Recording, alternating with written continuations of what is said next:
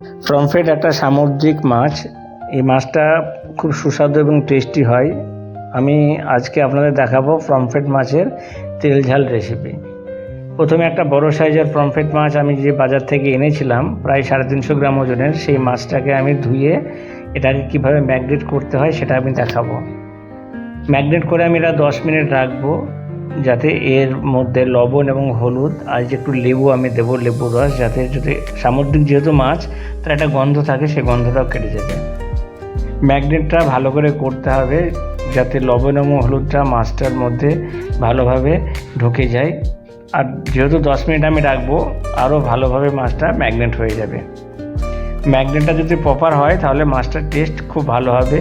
যেহেতু এটা সামুদ্রিক মাছ, সুতরাং এর টেস্ট তো অবশ্যই একটা আছে। আর যেহেতু পমফ্রেট, সুতরাং বলার কিছুই নেই। আমি একটা ফ্রাই প্যানে তেল নিয়ে নিয়েছি। দেখুন, তেলটা গরম হলে মাছটা আমি দিয়ে দিলাম। মাছটাকে আমি 2.5 থেকে 3 মিনিট উল্টে পাল্টে ভালো করে আমি এটাকে ভাজবো। খুব বেশি ভাজবো না, পমফ্রেট মাছ খুব বেশি ভাজার দরকার নেই।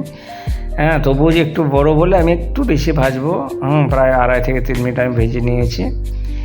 এবং ভাজার পরে ওই তেলে আমি আগে থেকে পেঁয়াজ আর আদা, শুধু পেঁয়াজ, আদা আর কাঁচা লঙ্কা, ব্যাস এটার পেস্ট আমি করে রেখেছিলাম।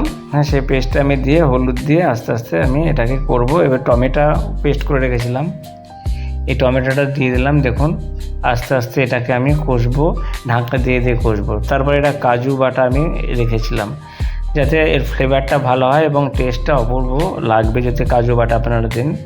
দেখুন, ঢেকে ঢেকে করলে এভাবে মশলাটা হয়ে যাবে।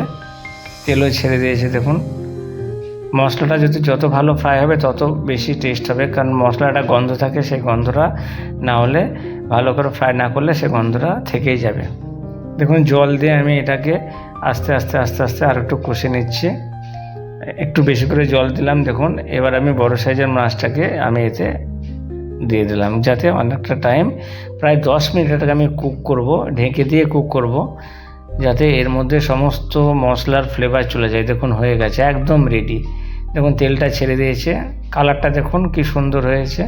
এভাবে আপনারা বাড়িতে বানিয়ে খাবেন, দেখবেন অপূর্ব টেস্ট লাগবে। ভাত তো নিমেষেই 2 থাল উড়ে যাবে।